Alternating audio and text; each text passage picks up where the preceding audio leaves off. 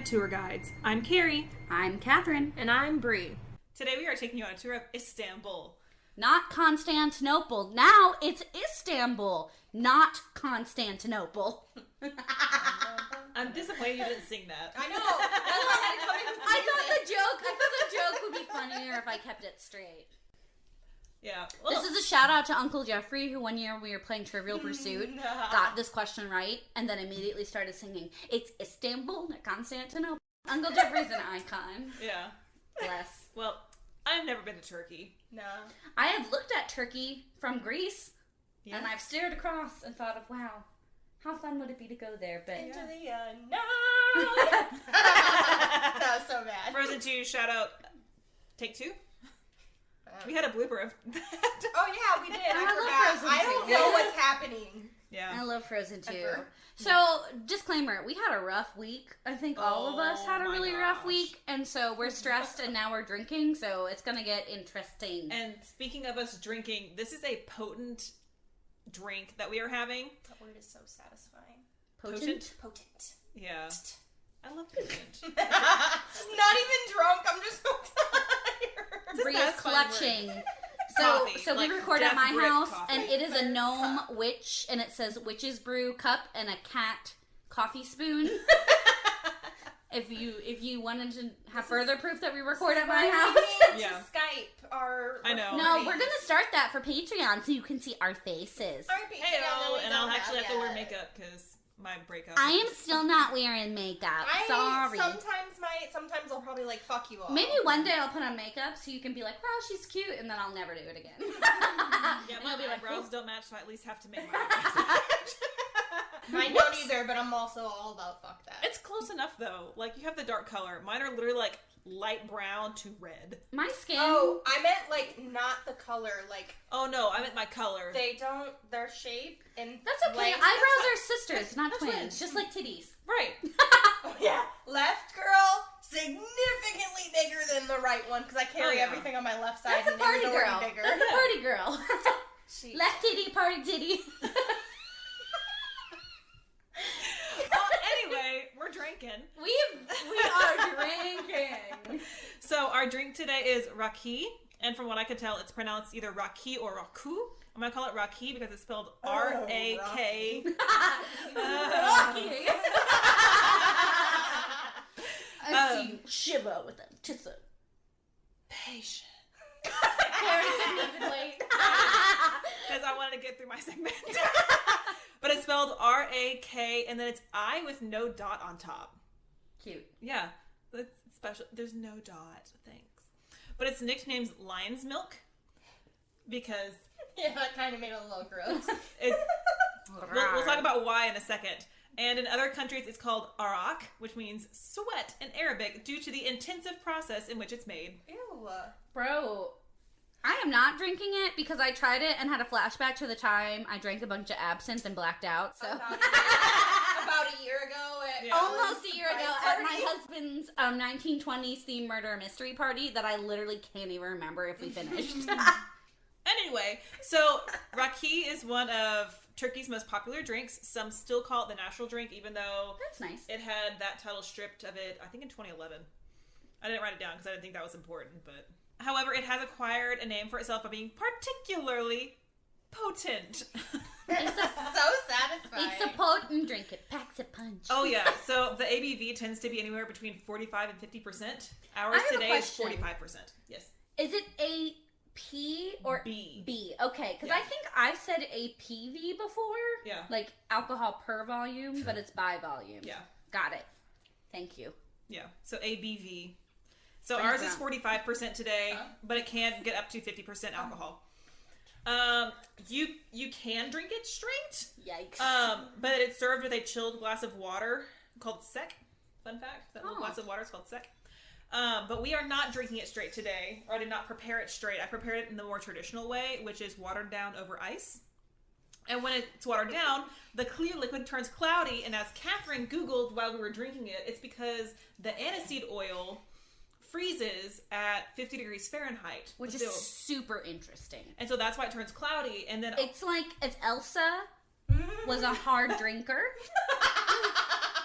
Frozen 3 is just Elsa drinking Rocky Yeah. with like a giant Rocky. I'm sorry. That reminds me. The other day at my apartment, I took Nita on a walk. I'm sorry. I'll hurry. You're fine. And there was this little girl walking around, and I don't know if it was her mom or what, but she was dressed as Elsa. And they were taking pictures, and it was so cute. Yes, girl, work. That's cute. Yeah, But yeah, so as you start drinking this, and it literally starts separating, which is a really weird phenomenon, but I'm still drinking it anyway. It looks like when you Every episode. juice. Yeah, when you juice lemon and like the little lemony bits. Are like floating around. Yeah. Yeah. That's Like what pulp. it looks It looks like lemon pulp. Thank you. But The it's- words were hard. And aniseed oil pulp. Ew. But anyway, this is the traditional way that they drink it. Also, here's a fun little tidbit. If you clink with the top of your glass, it's said that you think you are superior to the other person. But if you see them as equals, you clink with the bottom. And then if you tap the table with your... but if you tap the table with your glass, it indicates that there is someone you are thinking of who you wish was there. That's really cute. Aww. This is too complex for me. I'll So- never remember. I know. Clink with the bottom. I would love to go to Turkey. Hey-o! I would love to go to Turkey. I can be superior. It's kind of an insult, though. I know. Yeah. So the original Rocky was made from... She knows. She doesn't care. Well, now, like, I want to be super deliberative, like, clink with the bottom, but certain people... Clinking with That's the what bottom I'm saying. in this Only certain people. post-COVID era, I think is going to be more acceptable Yeah. anyways. Yeah. Yeah. So you don't... Yeah. Right? Yeah. How considerate. So the original Rocky was made from the remains of grapes of winemaking process. So it was a spirit made from the stems, skins, and seeds of grapes. That's very eco-friendly. Yeah. Yeah. And then, of course, European influence stepped in during the 1800s and introduced anise to the mix. How dare they? Fucking Europeans. How dare they? This is why I can't drink it, damn you! So, since Rocky is a spirit made from grapes and raisins, it is a type of brandy. Which I love brandies, okay? Yeah. I literally text her the other day that I want to learn more about brandies That was because last Yeah. night. Yeah. I enjoy fruit brandies Yeah. so much, and I think like Oh, I had a French plum brandy one time. And oh it was my god, life-changing. That's I love amazing. It was on my river cruise. Your every single episode reminder that Karen is an 80-year-old woman. This is why we get along though. 'Cause we're all fucking 80. So like I love fruit wines, and like I know as a wine person, everyone's Yeah. like, oh, fruit wines. But I feel like if I say I like fruit brandies, people are gonna be less judgmental. Oh, yeah. But I love fruit wines. I love fruit brandies. I'm just a fruity tooty girl. Oh, yeah. We love our fruit. In multiple ways. So, in modern days, you can still get those flavors of anise, but also licorice, too, because, hey, anise is the flavor in licorice. Anise is what the devil eats. During World War I, grapes became scarce, and they started using dried figs, mulberries, and plums to supplement the raisins. Okay. And in some Rockies, those are still used today. I'm fine with all of those things. Yeah. Mm-hmm. It's just the anise. I can't.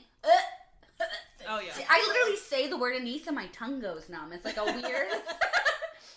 it's a weird like PTSD response. So I couldn't find a specific date for this, but there was a period where Rocky was illegal because it fixes the problem to make it illegal, right? Mm-hmm. Oh, Prohibition. Literally, alcohol. Yeah. I know. Of course, that wasn't going to stop production. So meat mincers would grind up the dried fruit. oh, there'd be little bits of meat in They it. probably cleaned it. I doubt it. Well, I mean, I bet they like stopped meat production for a hot minute. Because you can make more money from the booze. Right. I mean, Bootlegging bitches. Yeah. we'll talk about that in a second. All my grandparents used to make bathtub wine in. Not my grandparents, but my great grandparents in Oh, my Philadelphia. grandfathers were moonshine bootleggers. Yeah. Oh yeah. Yeah. Half of my family in Missouri still. Like, Is anyone makes shocked that moonshine. all three of us have illicit alcohol brewers? Oh, so my mom's Stranger danger. cousin has a moonshine production that actually like sells throughout the Kentucky region Of course. called well, we're there in Kentucky. No, but like that makes sense. Yeah. Oh yeah. That wasn't a sarcastic, of course. Oh, that was yeah, like yeah. Oh yeah. that Appalachian. tracks. Yeah. But yeah, LBL Moonshine shout out for Land Between the Lakes. What up? Oh, that's a pretty name. Oh, it's a region in Kentucky. It's pretty. We'll go down there. That's where my dad's parents I used to don't know. I did it just to see Carrie's face. This is why we need to Skype. Yeah, we need to Skype. I insulted her ancestral homeland, and she just looked like I did. What you need to understand about our friendship, guys, is we regularly make Insult where we're comments from. to each other or like insult each other just to fuck with each other and see what they'll do, and their facial expressions. It's really are great. funny. Yeah. Also, this is how we bonded and I'm back on friends. I'm back on keto because it's good for me, and I'm having a lot of health issues. And so I made a keto lemon drop martini because there was no way I could drink the Rocky. Right. And I've had about 3 sips and I'm gone. So Also, it's all fucking vodka. can I finish my one sentence that I started? yes. So, meat mincers would grind up the dried fruit. Ew. Laundry basins were used for fermentation, and Oh, oil no. cans were used for distillation. That just got worse and worse and worse every They single were way. all clean. It's fine. But also, like, what up Turkish moonshine? Literally. Yeah. But yeah, no. Okay, so in Land Between the Lakes, there is a restaurant called Patty's 1800 Settlement. Shout out Patty's. I love you.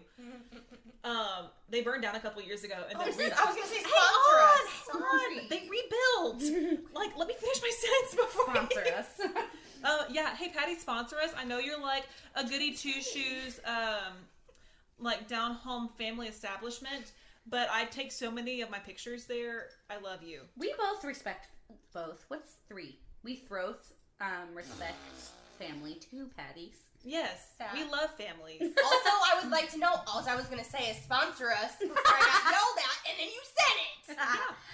Actually, I said it, but I heard you trying to say Because you assumed when I said they burned down that they didn't build back up again. Because they were like, it was too small of a building, so it burned down, and then they rebuilt it bigger, and so now it's more accommodating. Their gift shop is bigger. Rising from the ashes. Oh, it's so nice now. We went back, not this past Christmas, but the Christmas before, and Zach finally got to go to Kentucky with me and got to see it. We didn't get to eat there because it was by reservation only, because it is packed. That's nice. And it was also Christmas, so we could only go. Oh, yeah. got it. But their gift shop, oh man, they have strawberry butter. I love a gift Delicious. shop. Oh yeah. And then they're known for their flour pot bread. Oh, and Cute. And their 2-inch pork chops. Oh my gosh, so good. Anyway, Turkish moonshine, basically. So, from the fall of the Ottoman Empire in the 1920s through 2004, there was a monopoly on raki held by the Turkish government, which included the brand of raki that we are having today. Ooh. So there's Government money. Government alcohol. 2004, it stopped. So now it's owned by a company called Ney. Oh. Yeah. Former government alcohol. Former government, yes. A retired CA8. I'm drunk. Don't listen to me. There may be no forgot correlation keto. here, but in 2005, just a year after the monopoly was broken up, there was a wave of bootlegged raki that was made, that made a lot of people really sick and actually killed a few people. Oh my gosh. It's the laundry detergent. They didn't clean the oil cans.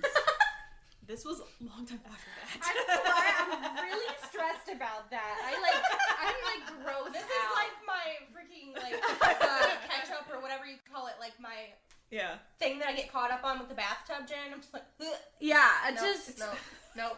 It like makes me feel icky. Yeah. It's alcohol. It kills the germs. It doesn't kill that level of slimy. So in my mind, because I looked up a lot of videos of Turkish olive oil wrestling, it's just some giant Turkish man who's all sweaty and covered in olive oil. He like takes off his pants and drops it into a laundry bin, and they're like, "Oh no, we gotta make some of this raki," and then they dump it out, and then they like got like not even a Clorox wipe, but just like a wipe. Not even a Clorox. And they like wipe off the bottom, and they're like, "All right, toss in those raisins," and that is what I'm envisioning. Toss in those raisins. I mean, okay, I'm sure. And the like olive oil wrestler is like standing there holding his pants again. And he's like, I was trying to do my laundry, but I guess I'll take a shot, and that's what's happening in my mind. Me. Everyone watch Catherine, you're Turkish drunk. olive. I am. Anyway, so my poor thyroid. we did Sorry. actually have name brand raki, so no one's getting sick here except Catherine, who's drunk. Catherine, who's been sick. Yeah. But since I'm already talking about our raki, I will say that ours is made from raisins and anise. So that's a little bit about ours. As with any other alcohol, there's been some experimentation over the years. And so you can find some raki that has been aged in French oak barrels. And so that smooths out some of the flavors and has more of a yellow color to it. Oh, see, this is really pretty. I love clear alcohols. I think they're really pretty. So, like, this drink looked incredible. And I wish I could have enjoyed it. But no, you had PTSD from Colin's birthday. I really did. I'm going to try. I'm going to try to get drunk and then drink it. Well, you better catch it. Yeah. Well, and it is said that raki is typically better with food. And so they had some pairings specific. I've had almost my entire drink, so we all of us are at an alcoholic disadvantage today. We switched to recording on Saturdays, so on work nights we'd be like very respectful of like our jobs, and we'd have like a drink with a meal. But now that we switched to Saturdays, it's anything goes. This has like 3 ounces of alcohol in it at 45%. And I was watered down to half, but still, like, it was a full ass glass. Anyway. Hi, Nita. Nita's drunk. No, she just wants someone to pay attention to. Yeah, she is. She's going. She's coming to me. So it's typically enjoyed with cold fish and seafood, particularly oily fish like mackerel and mullet, and then scallops or sea urchins, Turkish kebabs, or ham and melon, or melon and feta salad, delicious, roasted chickpeas, delicious, or Marcona almonds. Also delicious. Yeah. Okay, you lost me at the mackerel, but you caught me back up. So, yeah, that's raki. It is quite interesting. I enjoy it, but I also don't mind the flavor of anise. Colin really enjoyed it. Yeah, my husband loves it. He's having, like, 3 servings of it. Yeah. Because Catherine didn't like it. Like, she couldn't handle it. Zach is here, and he just didn't have any. Yeah, Colin really enjoys it. And I think it's certainly not a bad drink at all. Like I said, it's beautiful to look at. Oh, yeah. And it's really interesting. Like, I had fun. I made a boomerang. You probably have seen it on our Instagram. Just remind me. It's in the drive. Like I said. Right. You'll see it.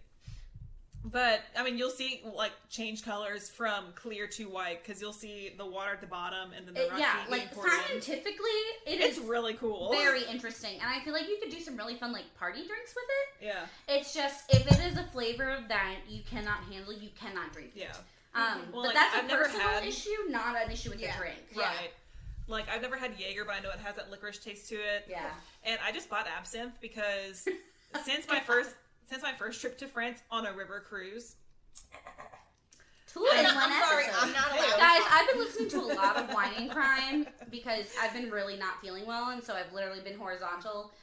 And not in a fun way. Not in a fun way. No, in like a my thyroid kind of way. So I've been listening to Wine and Crime, so I keep doing my Amanda voice. Yeah. Even though we all know Carrie is the Amanda. Oh yeah. I am definitely the Lucy. We had to talk about this one time, and we couldn't decide which of us was Amanda and which was Kenyan. Of you two? Yeah, because I make a we lot all of know I'm jokes. Lucy. Oh yeah, this is true. Bless. And like, I might cover the alcohol, but I feel like I'm more of a Kenyan. Yeah, and I make all of the sex jokes and say the nasty That's things. true. So I'm kind of the Amanda. That's true, but I love my Amanda voice. So shout out to you ladies. You've been getting me through a really tough time, and I appreciate it. Well, and Kenyan also doesn't put up with their shit, and I always give that look of like. Kenya is also the sickly one, so I feel like I share that with her. Hey, girl, but we're all each other.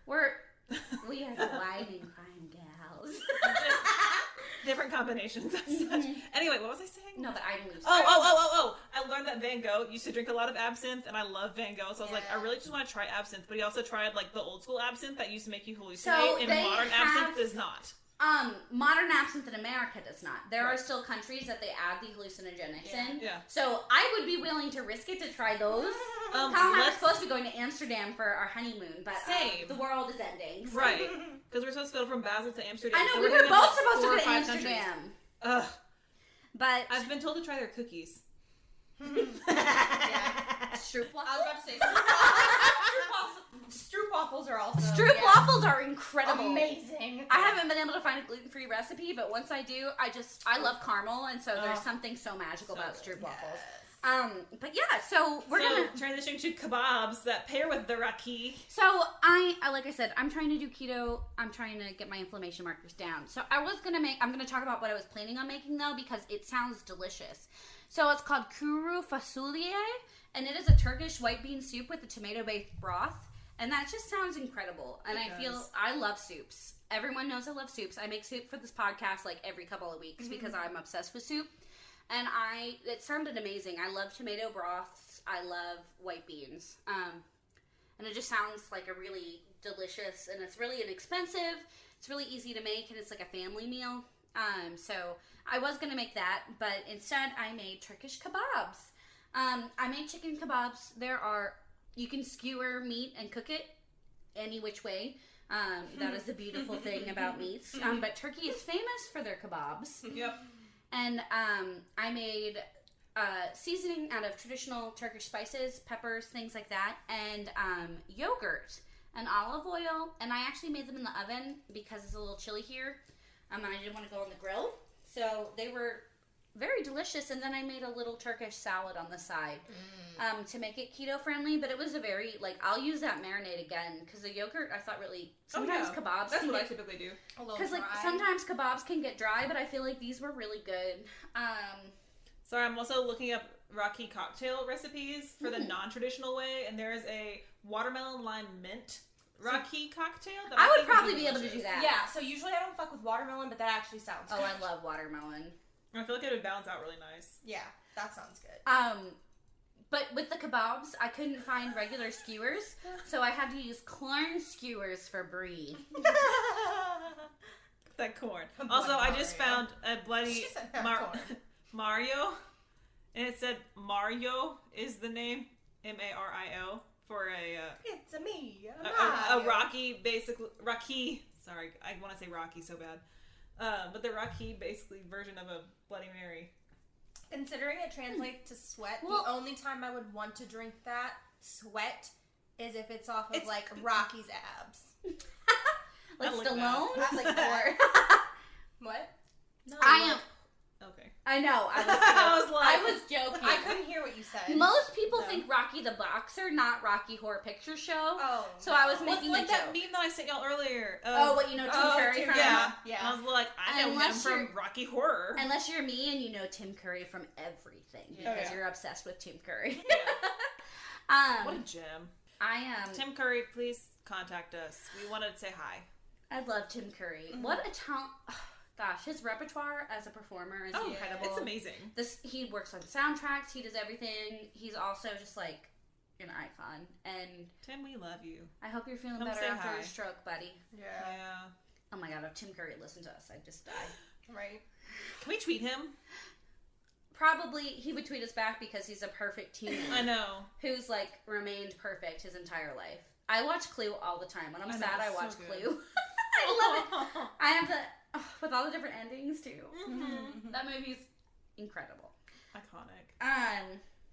But yeah, so we made kebabs, which are very standard Turkish. So one of the cultural importances is the spice markets in Turkey, and so there's 14 spices that I used in this, and a ridiculous amount of garlic. So it was a very delicious, very quick, very healthy meal. It was.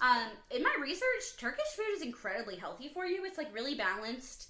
And uses a lot of fresh. I heard that. That was impressive. I just popped 14 fresh produce. Nice pop. Scoliosis for the win. Maybe you are Kenyan. Jesus. What's up, Kenyan? How are you, girl? So yeah, it was delicious. I love Turkish food. I feel like it's just a lot of emphasis on flavor and wholesome ingredients, which is something that more people should have.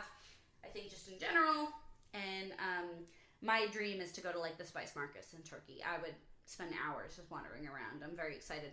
Also, shout out to mastic, which is a Turkish spice that is made from pine resin, and it's really interesting, and I couldn't find any. And I think matlab is also really famous, which is dried ground cherry pits.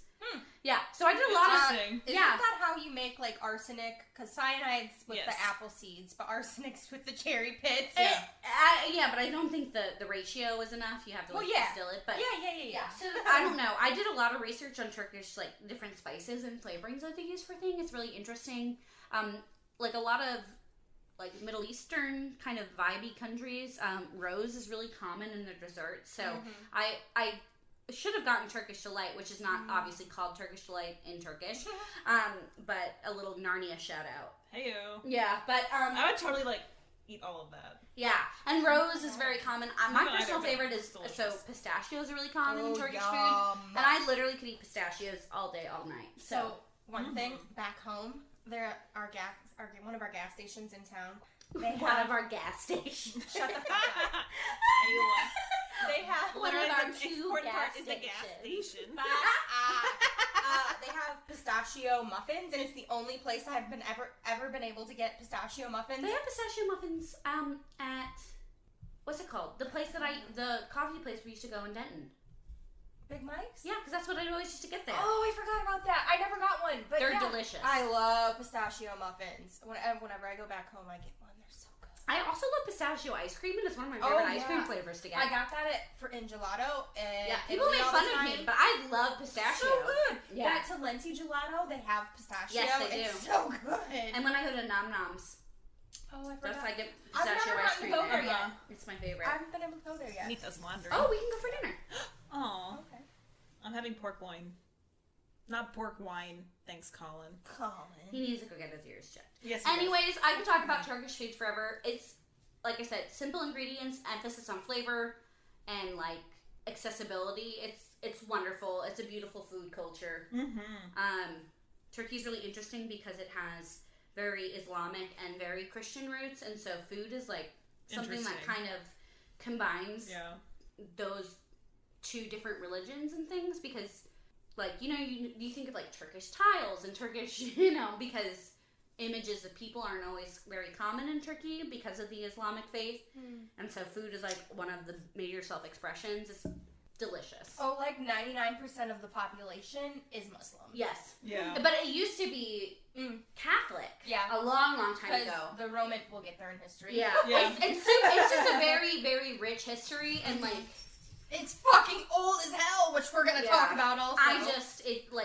And I love mosaics. Like, it's a weird thing that I personally love. And Turkey has some of the most gorgeous handcrafted tiles in the world. I should have included it. It was one of the fun facts, and I didn't end up including it. Yeah. But, like, at Hagia Sophia, they had, like, mosaics layered on mosaics because during the Ottoman Empire, they weren't allowed to have some of the older mosaics, like because of the Islamic faith and stuff. Yeah, so they had to they found it, and he was like pissed. He was like, "Why did you cover this up?" But then he was like, "Oh shit, I'm not allowed to have this. You have to cover it up." So it's like mosaics upon mosaics upon mosaics, just like layers. Well, it's because they weren't going to be disrespectful and destroy art for something else that wasn't. Yeah. But like, I watch a lot of like home decorating, and I love doing like home decoration and home renovation projects and things, and Turkish tiles are like each one is an individual piece of art. And it's just, and that's like when we talked about this in Cairo too, like in a majority of Muslim areas, when you don't want to like show images of people or animals or things like that because of your faith, you do incredible art with design, and I think they're so beautiful. So Turkish baths, Turkish. Colin just texted me, guess who's drunk? You're welcome, Colin. Me, babe. Yes, but I really want to go to Turkey. Me and my grandmother talk about how we want to go all the time. Just, it's so historical and such a vibrant culture that we really would like to go. We were planning on it, and then, recently Turkey has had some political and... like, most countries have had some political issues recently, so what up, America? Oh, yeah. Turkey, we are not coming at you. Oh, Believe me. We're calling one day ourselves first. Yeah, one day I would love to Literally a month ago was the riot. From our recording of this. Istanbul, like, literally is one of the oldest cities in the world, and it's yeah. It's gorgeous. Yeah. Gorgeous. Brie had fun with the history. God. We're coming for you, Turkey. God. That was a good segue. Okay, well. There once was a serial killer. He lived in Turkey. He murdered. That's my segment. Guys, we're gonna have really short segments today. But you're getting quality content because we're all shit-faced. Yeah. But it's Istanbul, like Constantinople. Wait. We need it for the gram. Do it for the gram. No, I like that. I got that bastard thyroid. No. You need to shut the fuck up. I love you. Okay. I can do this. I'm relieved. History. Come snug. It has its eyes on you. Okay. So do I want to drink? Should I save this? I'm just gonna drink it. Bottoms up. Okay. Bottoms up. Bottoms up. Blame it on alcohol. Blame it on the goose. Got to feel loose. I don't Blame need it on Patron. Got me in the zone. Yes. Lots of references today. What? I said lots of references today. She said. Okay. History. I can do this, guys. Okay. Woo! I'm gonna preface this by saying Istanbul is like 8,000 years old or some shit. I don't know. Yeah, it's Math is hard and time is a construct. I'm sorry we're drunk. We really love your culture and we have so much to share about you, but we're all trash. But we love you, Istanbul. It's because our raki was Turkish imported, so it's authentic, and so we just enjoyed it a little too much. We enjoyed it too much, Turkey. Turkey. It sounded like an endearment. Turkey! I love Turkey. Turkey's nice. We love you, Turkey. Yeah. Okay, point is, it's old as fuck, okay? So there's an actual metric ass ton of history. With that being said... Well, the butt ton is actually like a metric. Measuring stick. Yeah, the butt, B-U-T, Yeah. is a barrel size. It's a big ass amount. There's lots of fucking history, okay? It's a butt ton. Sure. With that being said, I'm not even going to scratch the surface of the briefest overview on this episode. That's fine. You old turkey. We've talked, and maybe it will be a future episode, maybe not. We've been talking about some other options to get y'all, like, We'll have brief history content with Brie. in new ways. Briefs with Brie! Can I have a picture of, like, men's briefs? Yes. We're going to take a little, like, picture of you just brief. Oh, I didn't mean me in men's briefs! My ass would fill those fuckers out real well, though. Yeah. We'll have to do a little picture. Okay. You can wear leggings underneath of it if you don't want to be too scandy, but we have to do it now. But I think that should be our thing. Like, I can put on a little, like, we can have our little aprons and be a little scandy, and she can have her briefs and be a little Aprons scandy. and nothing else. I cannot be that scandy. I'm a wide set breast girl. And just Oh, No, I found a new bra. But Yeah, it's not a sticky bra. bras. But it's like the The thing. sticky bras. But not just It's like what no. about your wedding? No, there's this It's one. sticky bra. I didn't wear anything for my wedding. Remember, I was No, too but- fat, and I was just like, whatever. It pulls them in. Yeah, They it does stick do that. on and they pull But it in. the ones they make now don't stick as well anymore for some reason. No, they don't. But no, it's a different one I saw online, and it's for girls with like big boobs, which is not me. But it's like a wire. It's not a sticky bra. It's like a wire in the middle, sort of. But it like I don't trust wires. it kind of like sits them like it's a pressure thing on the outside, so it's just like yeah. I'm just gonna get my sticky boobs. They stick on bottom, and you go, and they I'll just wear a squeeze them t-shirt. together. Never mind. I'll just wear a t-shirt. Okay. Anyway, we're talking about getting all content in new ways, like Carrie mentioned and everything. So maybe this will be in like a slightly different format or bonus content, something. I don't fucking know. Anyway, We're what I'm figuring it saying is I plan to come back and do at least a slightly deeper dive on Istanbul's history at some point, so y'all don't feel cheated. But that day is not today. Nope. No. Okay. So Istanbul has had a few different names because, like I said, it's old as fuck. The first name, Constantinople. the first name comes from King Byzas. I don't know. In 7th century Byzantium. BC, when he established a colony known as Byzantium. Ooh, Which my was a- history degree is showing. Okay. That was a Greek name for a city on the Bosphorus Strait. The king chose that particular spot after he consulted with the Oracle of, is it Delphi or Delphi? Delphi. Okay, Delphi. I can never That remember. bitch was high as fuck, too. I bet. So the Oracle had told the king that he should settle his colony across from the quote-unquote land of the blind, and Byzus thought this area was that land because he thought earlier settlers were quote-unquote blind for not seeing the appeal of this location. A bit of a stretch, sir, but okay. That is the most realtor thing I've ever heard. That is a real estate pitch. She's incredible. I love it. So, but he thought that because it was at the entrance of the Bosphorus Strait and therefore the only access to the Black Sea. Oh, that's smart. Yeah. So in 6th century BC, the city was ruled by Persians until Alexander the Great took over in 4th century BC. During this time of Alexander the Great's control over the city, from the 4th century to the 2nd century BC, the city knew peace. However, the Roman Emperor, Septimus Severus, I said it in the Rome episode, and I'll say it again, I see you, JK, and your Roman references. Yeah, but she's making some poor choices. So I know. Yeah. We appreciate your art, but not your poor choices. Yeah. Yeah. We've talked about this before. I know, I just had to reiterate. Yeah. No, I wasn't, yeah. I'm just saying, we've talked about this in depth before, so you know our stance on all this. You know our stance, And if you can don't, love the go art. back and listen to countless number of episodes. Like the first 10. You can love the art without loving the creator. Yeah. But also, how did we not guess, like, that the Half-Blood Prince was Snape? Because, like, Right. the Septum Sempra, and then his first name is Severus, so, like, literally, anyway. That guy conquered the city in 193 AD. Nope. 193 AD. And the city stayed under Roman... A long time ago. Motherfucking hell! Stayed under Roman rule until 4th century AD. Catherine just, like... Melted.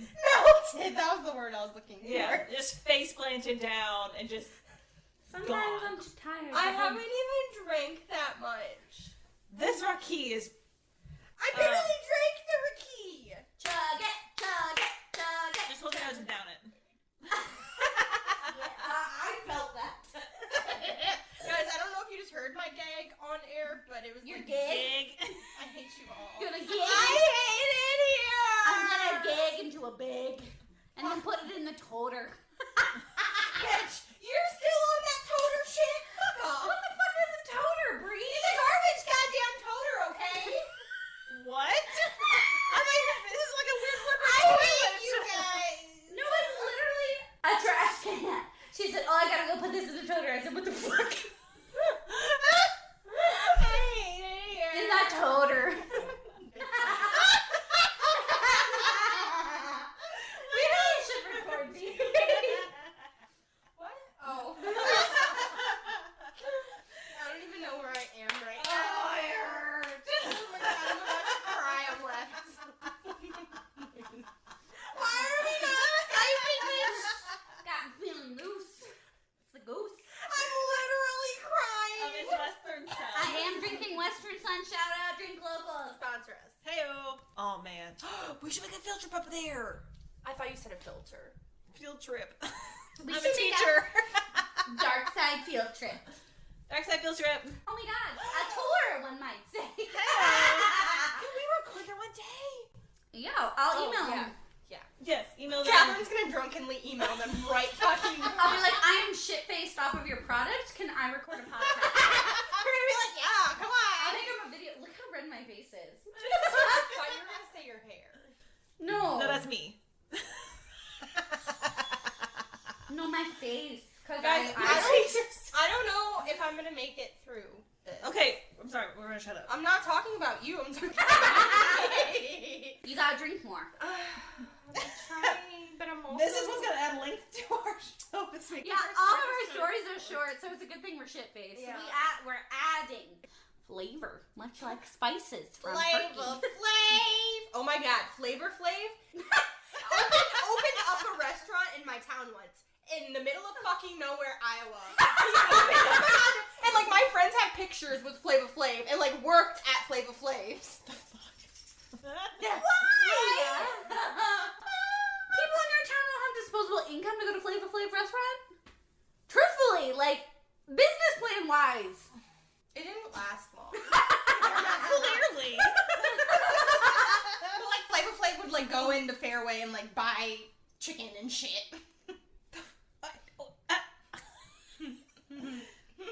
I don't like that. Yeah. Also, your dog just fell on my legs and freaked out, so. Yeah. Feel loose. Living on the goose. She says into her martini glass. It's actually a coop. Yeah, well, okay, whatever. Yeah. Okay, I need a martini glass. Oh, so after the thing I just said like 5 minutes ago, that's when Emperor Constantine the Great made the city the capital of the Roman Empire. Colin just sent me, And renamed it after himself, Constantinople. What an arrogant prick. asshole. I mean, yeah. Okay, the Eastern Roman Empire was called the Byzantine Empire. Call the butt. We're super mature when we're after the 5th century. And much like Rome, Constantinople was built on 7 hills. Remember the story of Remus and Romulus? Why does everyone have so many hills? What they a were- JK? What? You said Remus and Romulus. Oh, yeah, that too. But it was also the story I told in Rome about the two I know. brothers. And that's Yeah. what we talked about, Ginger. Yeah. I know. So we're just bringing it full circle. Also, look at this cute picture of and Nita on my lap. come right back. That's a good picture. And Look it at comes her. right back. That's what I said. Okay, between the 4th and 6th centuries, no one is going to remember any of this or pay attention to any of No. it. They're just going to be like, these shit-faced bitches. Yes! Drunk history!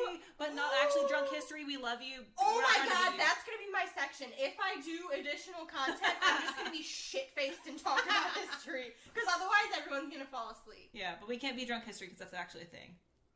I mean, no, I'll just be drunk while telling history. Briefs with Brie. Yeah, I'm going to record and Briefs with Brie. Yeah. I breezy. I tried to combine all three of them. What is happening? You're reading your history. That's what's happening. Am I though? Yes, and I'm admiring pictures of Nita being the star of every one of these pictures. Yeah, that's fair. Because I love your dog. Nita, are you a good girl? She also loves you because I I gave literally your mom every the cup of your time. face. What? It's my schnauzer cup. Oh my god, that's not what I thought you said. Every time we're coming over here to record, I have to threaten her to eat and be like, you can't see Aunt Catherine and Uncle Colin and Aunt Carrie unless you eat. And then she's like, fine, bitch. Okay. Naturally. Between the 4th and 6th centuries, the population was over 500,000, and the city was full of treasure from the quote-unquote ancient world, thanks to the early Byzantine emperors. However, during Justinian I's reign in 532, riots destroyed Constantinople. The city was later rebuilt, and structures like Hagia Sophia serve as monuments to the time of the Byzantines. In the 7th and 8th centuries, Constantinople was besieged by the Arabs. Then again, in the 9th and 10th centuries, by the quote-unquote barbarians, and pretty sure they're referring to attacks by Vikings here based on some other sources I looked at. Probably. And between 12... Barbarian. Do you remember Dave the That's a Barbarian? theme Yeah. song for it. Okay, that's what I thought. Okay. Between 1204 and 1261, the city came under the rule of the Fourth Crusade. It was the latter that sacked the city. We and don't like a destroyed crusade here. its wealth. No. Never good. No. Never good. Except for maybe Indiana Jones in the last. Oh, yeah. Yeah. Hello, young Harrison Ford. Oh. With that hat, though, and the leather jacket. Ooh, I love a man in a leather jacket. Oh, it was the Fourth Crusade that sacked the city and destroyed its wealth, and the city was never able to recover its former strength or wealth from this. Okay, in 1453, Sultan Mehmet II led the Ottoman Turks David Mamet. in conquering Constantinople. The city was then renamed Istanbul. Wait, we'll get to the... Okay. Yeah. And became the capital of the Ottoman Empire. Sultans built numerous public buildings and mosques between the 15th and 16th centuries, and the population once again increased about 500,000 by around the mid-16th century. Istanbul had become a major political, cultural, and commercial center. Over the centuries, the name Istanbul came from combining Istanbul, which was the city of Islam in Turkish, and the Greek Istanbul, or to the city. The Ottomans actually maintained their rule over the city until World War I, when the Allied troops occupied Istanbul. The Republic of Turkey came to be in 1923, following years of struggle against the occupying forces under the leadership of Ataturk. After this, the capital was moved to Ankara, but the city has still continued to grow exponentially. The population today is over 13 million and growing, and Istanbul continues to be the cultural and commercial center of Turkey. That's cute. I know. Fun facts. So, under the Ottoman Empire, it was well known for having more than 1,400 public toilets. Oh boy! So the icon of Holland, tulips, originated in Istanbul, and they really? were sent from Istanbul to the Netherlands. Interesting. Yeah. It also has the third oldest subway in the world, built in 1875. It is 573 meters long. It's in Beyoğlu district. I don't know. The first subway was built in London in 1863, and the second in New York in 1863. What up, New York? Covered both of those already. Check out those episodes. 1 and 25. I think something like that. Episodes. Guys, do I need a cat-shaped stained glass sun catcher? Yes. But will my cat's not going to break it? Absolutely. Yes. Look at them. But you need it. The Grand Bazaar is the biggest old covered bazaar in the world, and it has over 300 shops. It's also haunted. Different kinds. But it wasn't haunted enough for me to cover it. Okay. The Galata Tower, it was originally named the Tower of Christ, was built in 1348, and it housed prisoners of war, but now you can get a 360-degree view of the observing platform of the city. That thing. It was the European Cultural Capital City in 2010, but it's never hosted the Olympics. Interesting. It's also... They may not have enough space to fucking build a stadium in Istanbul. Right. It's also home to the most mosques in Turkey. Has around 3,113 mosques, including the historical Sultanahmet Mosque and the Süleymaniye Mosque. It's really close. I'm sure. Sarcastic bitch. Okay, Agatha Christie wrote her famous novel Murder on the Orient Express at Pera Palace Hotel in Istanbul. And it's I love a good Agatha Christie. Yeah. Me too. Because she's a dark, twisted bitch like us. That's the probably what I original dark, twisted bitch. Right? Love. Queen. Also, there was a bunch of history on the whole Orient Express bit, but I'm not covering it this episode. That's fair. Do it in a brief with Brie. Yeah. It's also been inspiration for authors like Ernest Hemingway, Paul Thoreau, Orhan Pamuk, and Abdullah Sanasi Hisar. I don't know that last one. It's surrounded by the sea with the Bosphorus cutting right through it. But snow is common in the city, and there's an annual average of 18 inches. Damn. Yeah. Okay, lore. Istanbul history. So King Byzas allegedly came from Megara in Greece in 666 BC. Oh, that's not ominous at all. So lots of Greek influence, Greek gods associated with all that shit, like Hera, Poseidon, Zeus, Hecate, all of them. My queen. I know, I love the goddess Hecate. I did a report about that in my world history class when I changed to my history minor and shit. And they're like, pick whatever you want. And I was like, yeah! You're not ready for me to pick what I want. Nope. So I did a... Wait, everyone stop and take a drink for 4 seconds. Carrie, drink some of that. Hang on, I'm trying to find a picture. 4 seconds, Brie, at least. Yours is mostly water. Mine's all alcohol. And some Splendid. I'm drinking, calm down. Okay, a bunch of the villages established in this area were founded by one of the gods or their offspring or some shit. That's how it always works, right? The god's fucking offspring. Just come on. Come on, Percy Jackson, hello. Guys, it's been an hour and 10 minutes. Oh my god! We're like, it's gonna be a short episode! Speaking of my gay friend who... We have to cut out 90% of this. Oh, yeah.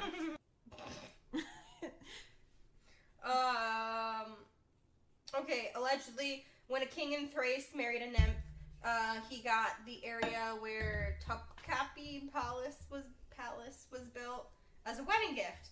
Another one said that Poseidon's son, when he was being nursed as a baby by a nymph who lived near a spring, and then he grew up and founded Byzantium and gave the city his name. So can I slice in for one more second to talk about patties again? Yeah. Mm-hmm. So they're also known for their mile-high meringue pie. Oh, I love pie. I want to eat that. The meringue is literally as tall as my face. God. We can post it on the Insta. I'll save it to our drive. Okay. I'll remember that. The mile-high meringue pie. So the Argonauts, including Jason and Medea, apparently sailed through the Bosphorus when looking for the Golden Fleece at the east end of the Black Sea. And when they returned, they were pursued by Medea's father, or in other versions, her brother. And so then Medea started a health center called the Therapia, and then the name became Terabia or some shit. British Terabithia. That's what I was literally about to say. Mm-hmm. The Bacura, I don't fucking know. It's a house spirit. And I guess they live in all the houses, and they shape shift, and they can be like a cat or a dog, and sometimes a human. And when they're in their... Maybe that's why I had my apartment. Maybe. Because it was totally a dog. A Bacura, you had one. Yeah. When they're in their human form, they wear red dresses. But you can't see them. Right. She can have her dress on. I don't care. It's me. I'm a Bacura because all I wear is red dresses when I wear a dress. But they like warn the members of the household of danger by like making a noise or pulling on their hair. But if you see them, it forewarns of death. Oh. And if it grows like upset, it'll play tricks on you, and you have to figure out what's wrong and fix it to make things go back to normal. Maybe I didn't have one. Maybe it just didn't get upset with you. Right. It was a happy dog. Yeah. He just wanted to hang out while I was cooking. There you go. You had a Bacura. Yeah. I don't even know if that's how you say it. We're gonna go with it. Sure. There's also a Basti and an Albasti. They're really unpleasant, apparently. The Basti is the spirit of nightmares that sits on people's chests. Hey, it's the mayor from Lost Girl. What? The Basti. It's the mayor from Lost Girl. Oh, I'm laughing because Colin just had to go throw up outside. Oh, no, that's unfortunate.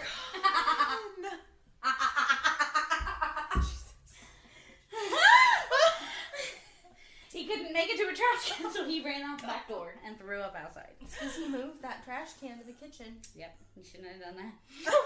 Okay, but they sit on people's chests and give them bad dreams. The Albasti is a succubus-like figure, and they personify guilt. And in some communities, she's also known as the Red Mother. Oh! And it's like, you know, a connection between mothers and guilt, maybe. Yeah. And then there's this one I can't even begin to try to say. I'm just going to spell it. Okay. It's the Khyrtya. Kahardi. Yeah. Cahardia? Cathardia. Kakatia. Kakatia. Kakatia. I'm trying my best. Okay, it's Malicious Swamp Demon. Oh. She's a bloodthirsty bitch, and she's violent as fuck. And she lives by, like, bodies of water, and you tell, like, small children not to go near the bodies of water without a guardian. I just bought a chandelier on Facebook Market. Jesus Christ. Oh my god, I would take your phone away, but you need it for your section. Oh my god. Oh, there's also an Arcura. It's a shape-shifting woodland spirit, and he protects the forest and the animals, and he looks like a peasant man apparently, but he can change in size from like as small as a blade of grass to a tall tree. Aw. Yeah. That's so nice. That's really cute. His hair and beard are living grass. Aww. That's so cute. He's like Radagast. And he has no shadow. Oh, interesting. But he's like not man's best friend. Oh. But he's nature's best friend. Yeah, because he's defensive of the forest, Yeah. but they're also mischievous. He's the Lorax. So they're not evil, but He they're speaks not for the like trees. great friends of man. He does speak for the trees. How very Lord of the Rings. I speak for the trees. Also, there's the Karakonkolos. He's devilish. Oh. He's hairy. He's a malevolent goblin, and he appears at the coldest time of year. Oh. They stand on murky corners and, like, ask random questions and set riddles for, like, people who go by. And they have to answer any of the questions using the Turkish word for black. Otherwise, he strikes them dead. Oh. Uh-huh. Apparently, at one point, they thought there was, like, a reasoning behind this. We don't fucking know what it is now. Huh. So, he also imitates the voices of loved ones to lure people into the cold and snow. Harsh. Yeah. There's the Urbuki. He's the king of snakes. He's wise and kindly, with a lower body of a serpent. Oh. So they say him, but also sometimes her. And the name is a combination of the words for human and dragon. And according to legend, he ruled the kingdom, once kingdom, of intelligent and peaceful snakes. That's terrifying, and I hate everything about it. I don't like snakes. You fucking I'm a Slytherin. I knew it was coming. I like snakes. Hi, Nita. Then there's Layla in Meknoon. So apparently, the story is that they were school friends. They fell in love with each other. Her parents didn't approve of the match. They forbid her from marrying him. Kay's, I guess was his name. I don't fucking know. Anyway, he went into the wilderness and was all like wretched and sad and shit. Oh. And he would recite poetry of his love for her to the animals and plants and walk through the deserts. Eventually, he was given the name Meknoon. So originally it was Kay's or whatever, which means possessed with madness. His parents were obviously worried about him, but they just like were resigned to, his decision. And they would leave food for him at the edge of the wilderness. He was just, and he would just roam for years, driven mad by his love for her. And eventually she was married to another man, but she couldn't love him because she loved OG guy, Meknoon. So it only made her sadder at the loss of her love of Meknoon. And she died of a broken heart. And when he found out that she had died, he went to where she was buried and he wept and then surrendered to his grief and killed himself at her gravesite. That's sad. It is super sad. And my last one is Ergeneken. I don't know. They tell it in a bunch of different ways. But it's this is probably one of the most popular ways. So apparently a long time ago, the Gokturks were defeated in battle and had to flee. And they fled into the mountains and they looked for refuge in Ergeneken Valley, which was surrounded by mountains. And they flourished, and they increased their population and their strength. They found, eventually, that they were trapped within the mountains, and so they were there for, 4 fucking centuries. Ooh. And after that point, they grew overpopulated, and so they had to leave. So a Gokturk blacksmith freed them by melting the iron in the rocks, according to some of the stories. And apparently he set fire to 70 different spots or some shit. But it opened a gate in the mountains so that they could leave. And after so long, though, they couldn't remember how to get out through the mountain passes because it had been 4 fucking centuries. Yeah, that so it is like the dwarves in Lord of the Rings. Yeah. It's really interesting. I'm wondering if he took a lot of inspiration from Turkish folklore. That's interesting. Maybe. But Thorin, was he the Grey Wolf? Did they refer to him as something similar? I can't remember. Sorry, I was here calling running around. Wait a minute. I thought there was something about a gray wolf, but maybe I'm thinking of something else. I don't know. A gray wolf appeared to them and led them out of mountains, and it symbolized the support of the gods. And so they went on and won a shit ton of battles and regained, importance as a local power. And then they split up into a bunch of different tribes, but they remember their communal origins, and that's all I got. That's good. Yeah. So, this is one of those cities where I could not find significant articles on one single story, but I found a lot of articles that had a little sampling of everything, because the stories that had a lot of really good content were all in Turkish, and I don't know Turkish, and I trust Google Translate, but not that much. And so I wanted to make sure that I was doing justice, and so we're going to have a little dappling of Istanbul's 3 most haunted mansions. So first up, we have the Bakirpasa mansion. This is allegedly one of the scariest places in Turkey.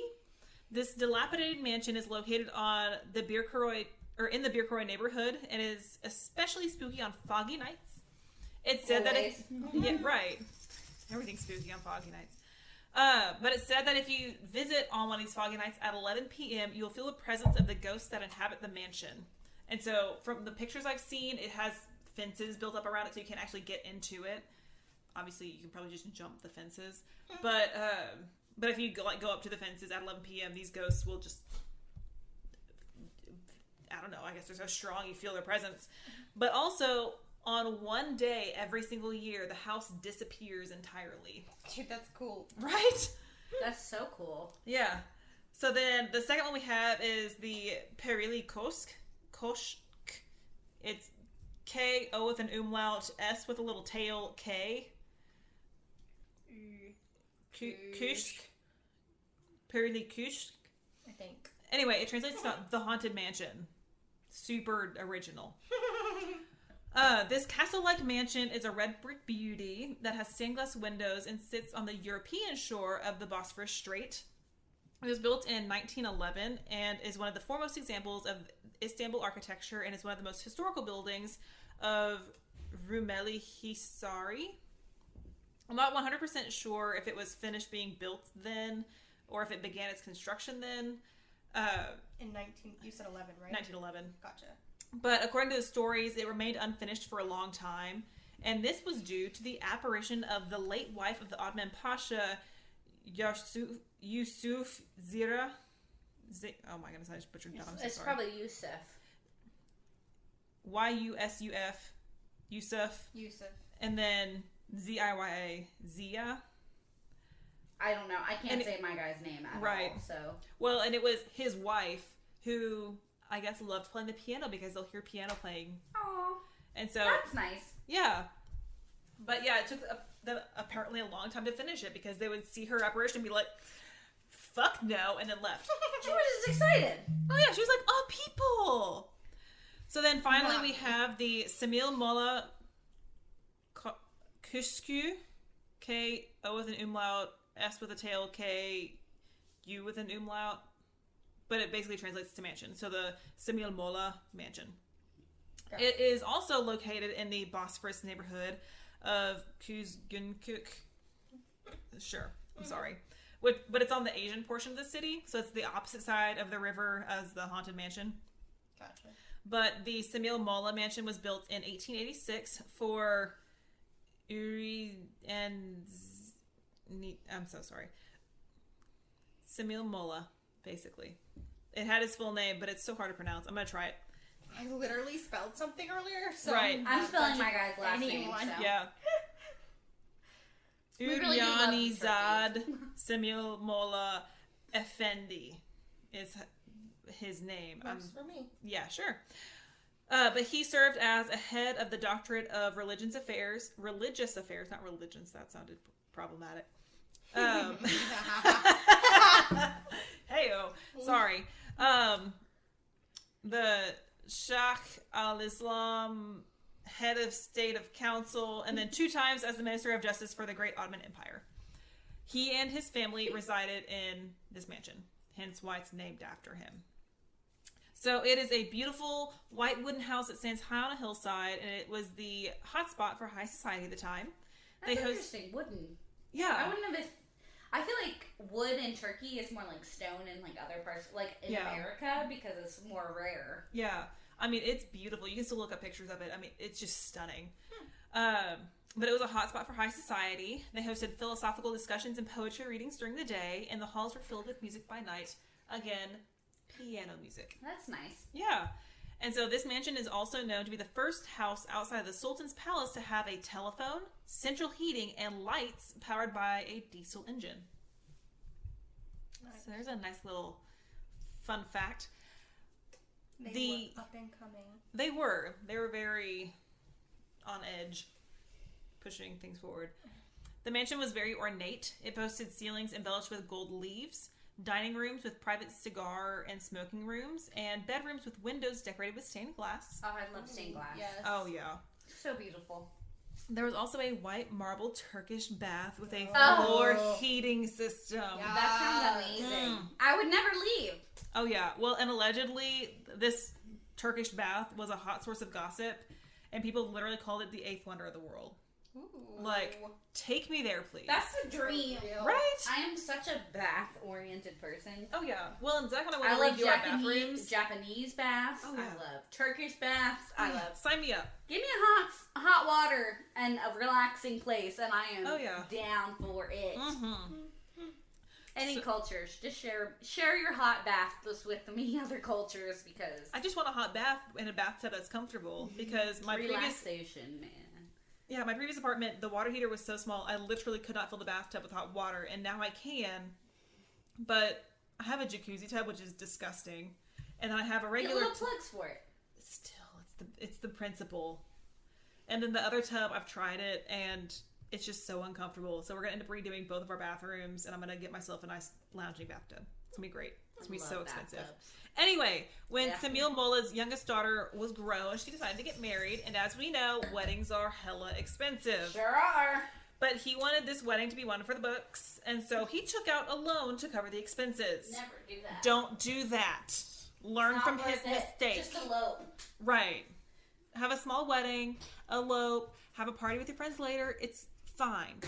Anyway, so it was during that time that the Ottoman Empire began to fall, and Molla, as we know, used to work with the Ottoman Empire, the whole thing, but he began selling the family's property to maintain their standards of living. That's never a good sign. No. So Molla ended up dying in 1938 and was unable to pay off the family's debts, and so the mansion fell into disrepair. When the Ottoman Empire finally fell, the family's home was seized and sold to Kahvechi Semil Bey and his family. And so after moving in, Bey's son died in a car accident, and Bey himself died not too long after that. Damn. Right. So lots of tragedy here. His late wife, who was overcome with grief, ended up leaving the mansion for a new house in the garden because that's just too much. Mm-hmm. Locals have reported seeing Semil Molla's ghost walking the grounds, and so this discouraged buyers from purchasing the property from the 1950s through the 1980s.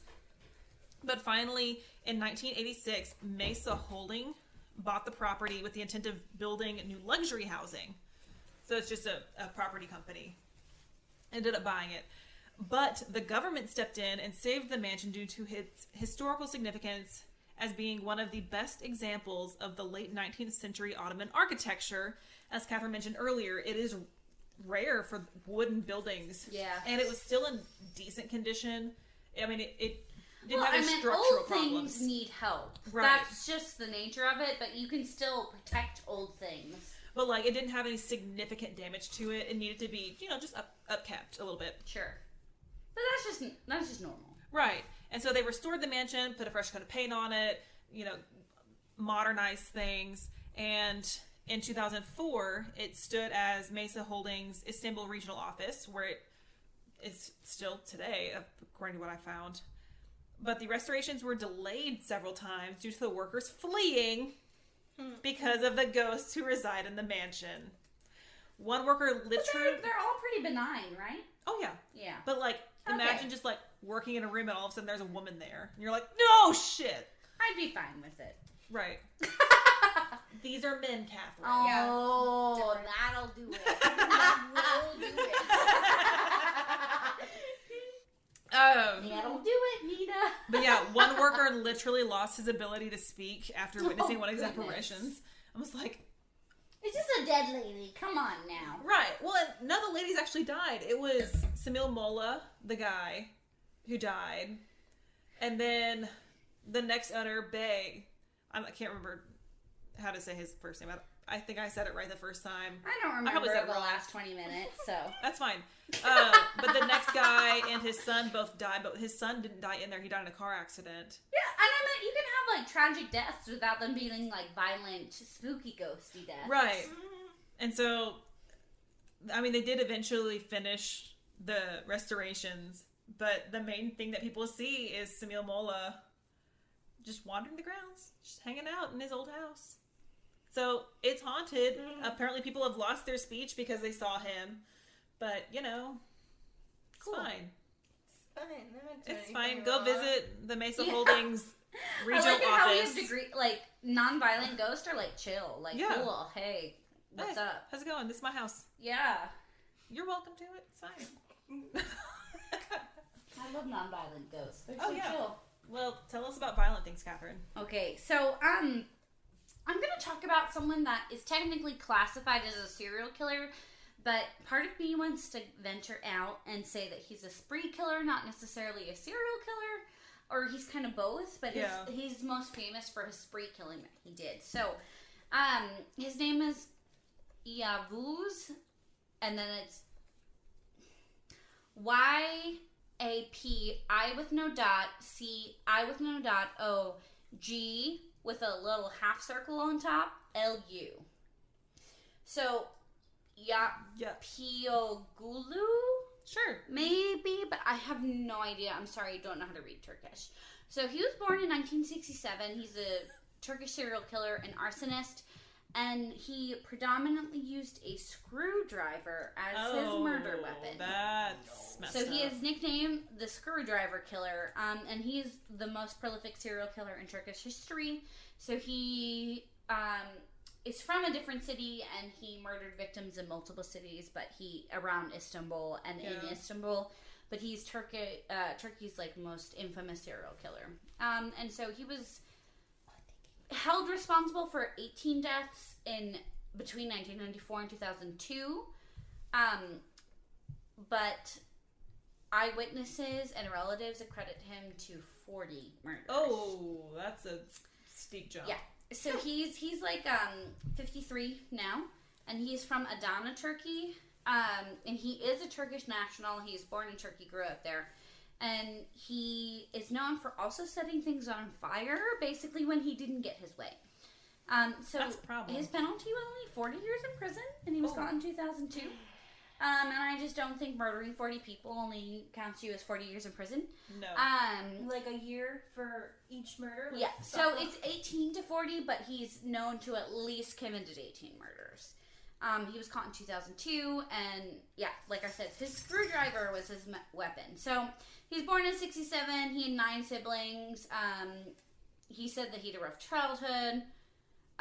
His father had an affair, and he was raised by his stepmother. He went to school. He was really smart and well-liked. So, like, typical serial killer charisma. He dropped out of high school in 10th grade, though, because he got into a fight with his parents. So he left school. So with his dad and his stepmom, he left school, even though he was the top of his class. He got married and then got divorced right away. He played football. And he started a business in the leather trade, but it didn't work. And then in 1994... or right before that, he joined a religious cult in Istanbul. Interesting. And he had no income, and so he lived with his brother in Istanbul. And this is when things kind of started to deteriorate. Like, he clearly has a mental illness, which caused this. That's not an excuse, but it may be a contributing factor. So, he really didn't have a type. He also didn't really have a cause. It wasn't like he had a personal vendetta. It wasn't like it was a sexual crime. He just kind of snapped and started stabbing people with screwdrivers. Oh. Yeah. So he stabbed 3 people to death after one of them wished him a good morning in 1994. What the fuck? Yeah, like he literally had a mental breakdown. Like something happened in this man's brain. So a 20-year-old died at the scene. He tried to escape. He stole a car, killed the driver. There are the victims' names, but I'm really bad at pronouncing them, so I'm going to skip over them, but please don't think that's me trivializing these victims. I'm just going to screw up their names.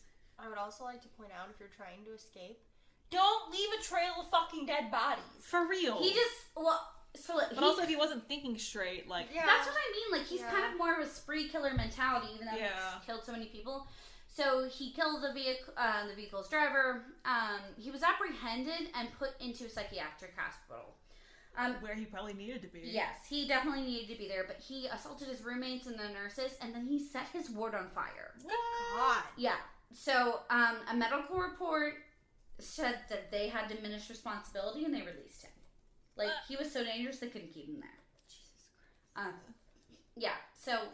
But they should have sent him somewhere else. Yeah.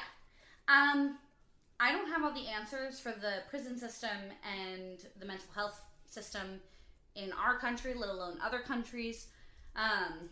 But there seems to be a disconnect here that I think that he was too ill to be in prison. He was too violent to be in a hospital.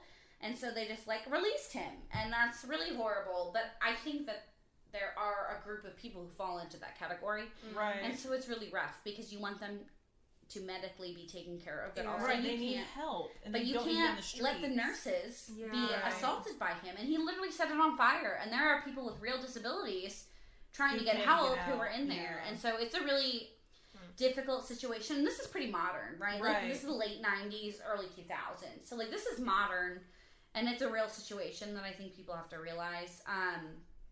So, later, he did okay for a little while, and then later there was a girl and her servant in Istanbul having, like, an argument. Yeah. Like a work argument. And so he chased the girl and he stabbed the servant to death when the servant tried to save her. So it was like a normal argument. I'm assuming an employer and an employee.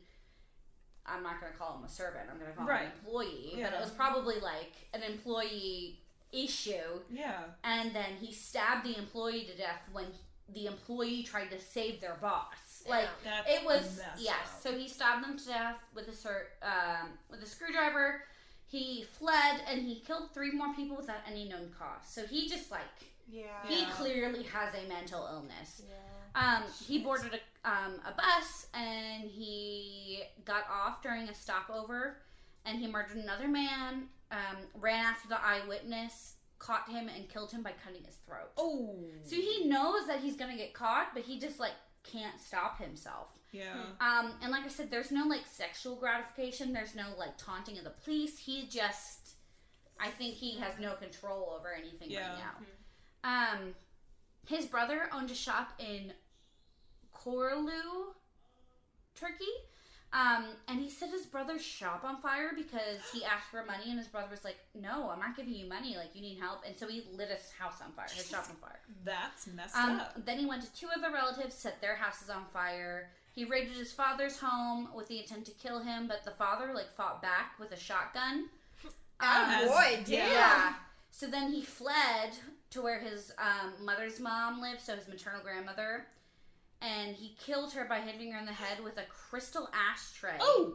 Because she had told him something about his mother that he did not like.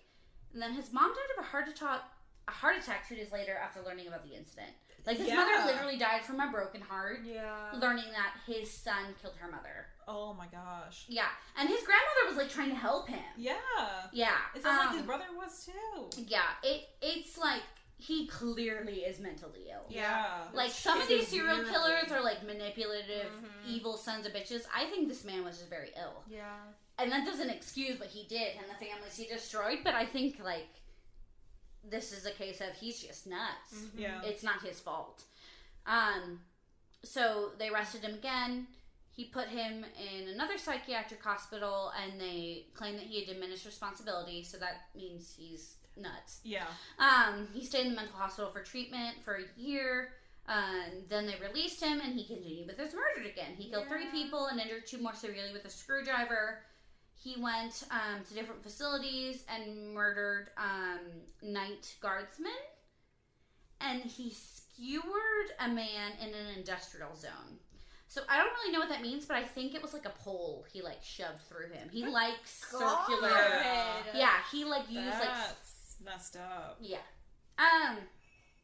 In the early morning hours, he went to a mosque and wounded an imam in his neck with a screwdriver and then escaped. So on December 24th, 2002, he was apprehended and the court ordered a mental examination by the Legal Medical Institute. So Turkey has a legal medical institution. And in April 2003, he was fully criminally liable for the offenses he committed. So they found him liable for the offenses. The report stated that he simulated a mental disorder and that he didn't actually have one. So that's what the court ruled.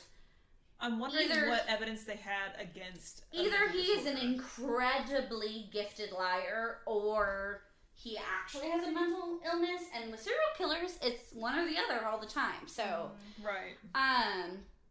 So they put him into a prison. He had a trial. He admitted that he can normally speak well and do good, but he experiences loss of feeling, time, and place. He added that the killings took place during blackout episodes or like a fugue state. So his brother, like a manic episode. Yeah, I don't really know. A lot of the articles I couldn't read either because they were in Turkish. Right. So, he said that he lost time, he blacked out, and the killings happened during that time. His brother stated in an interview with a newspaper that he is responsible for the unsolved, it's another word I can't pronounce, murders, that his brother assaulted and raped women because he hated women due to an unsuccessful marriage. So his family... Wait, the brother of the criminal? Yes. Okay. Yes, I thought you said there was no sexual component. He had 9 brothers, so I don't know if it's the one that he... Set the shop on fire. His shop on fire. But another, a brother, one of his 9 siblings was like, I think he also did this. Yeah, I just want to make sure I was understanding it was a brother, you know, in the Muslim faith, divorce is not really accepted, much like in the Catholic faith. And so he did have a failed marriage, and so his brother thought that he was raping and murdering women because he had a failed marriage. Right, but you mentioned that there was no sexual aspect of it. To the other murders, no. Yeah. He said he knew of 3 more unsolved murders in Istanbul, 3 in Adana, and 2 in Ankara, as well as the killing of a soldier. And according to his brother, who nicknamed the Screwdriver Killer, had killed more than 40 people. So his brother said that he was the Screwdriver Killer, said that he killed up to 40 people, and he believed that his brother was the highest known victim count in Turkey. So his brother kind of like monopolized on this. So I don't know if he's a man with a mental illness whose family kind of took advantage of him. Probably because of the abuse that they suffered because of it. Right. And claimed that he was worse than he was. I don't know if this was an actually mentally ill man. Yeah, we got you. Thank you. Who was suffering and then caused other people to suffer through his murders, or if he was being taken advantage of by his siblings, or if he was just a serial killer who was playing the games on all sorts of levels. I don't really know. Like I said, it's fairly recent, but I can't read any of the interviews to kind of guess what's happening. But he is considered Turkey's most prolific serial killer, and that's either 18 known murders up to 40 plus any unknowns. So his brother is the one claiming 40, which, if his brother's heart is in the right place, that means that his brother is concerned that there are more victims, and if his brother's heart is not in the right place, it could be trying to sensationalize him to earn more money. I don't really know. Like I said, it's hard to tell without me obviously knowing. I mean, these people are being able to read the interviews and understand what's happening, but but it's interesting because he didn't use guns, he didn't use knives, he just used screwdrivers. And he also killed randomly, and then he killed eyewitnesses, so he kind of knows, but also he doesn't really know. So it's a really interesting case, and by the fact that he didn't have like a classic MO or anything like that. But serial killers are pretty rare in Turkish history. And from what I can find, and whether that's from lack of information or lack of actual serial killers, but he is well known in Turkey, in Istanbul, and the suburbs around it. So that is my case. I'm sorry I can't pronounce the victims' names. There were at least 18 people who were murdered. If we mispronounce anything, we're sorry. We're trying. We tried. But that was my case. When I do cultures that are so different from our own, and it's hard for me to translate and things, I always find the cases interesting. Because crime is prevalent in every single country in this world. Every single culture has people who are ill, evil, or taking advantage of something. And I think all 3 of those are very different reasons why you kill someone. But don't kill people. That's like the basis of my story. So I don't know. Part of me thinks that he was a very mentally ill man who just was being released in situations where he should not have been. But even if that is the case, you have to take care of these people so Yeah. that other Yeah. people don't suffer. Yeah. That's not an excuse. It may explain something, Yeah. but an explanation is not an excuse. Yeah. And I Right. think that's the weirdest thing about true crime is that sometimes you can identify with a murderer or like understand where they're coming from if they Yeah. were abused, if they had a really traumatic event, if they have a mental illness, but that's not an excuse. You Yeah. can't Right. do that. Yeah. So Right. you have to be held responsible for your actions. So Yeah. Definitely. and he was released twice. He was caught 3 times. So I don't know if that's the systems failing. I don't know if that's the medical community failing. I don't know if that's him being literally so slippery and gross that he got away. Mm-hmm. Normally I have a better idea, but because I couldn't understand the language, I'm not sure where he falls in that. Yeah. But either way, and they may not know. that's true. But either way, 18 to 40 people were murdered, and so That's this a goes out to problem. them. Well, I'm not going to try to pronounce goodbye in Turkish because we've already butchered enough Turkish I today. love hearing people speak Turkish, but it should not be me. So if you are Turkish or no Turkish, please send us how to pronounce some of these things. Everything. We're so sorry. We hope you enjoyed your tour of Istanbul. Not Constantinople. Bye! Follow us on Instagram at Darkside Tour Guides and on Twitter at Darkside Guides. Give us a like on Facebook at Darkside Tour Guides. Visit the blog at darksidetourguide.wordpress.com or email us at darksidetourguides@gmail.com.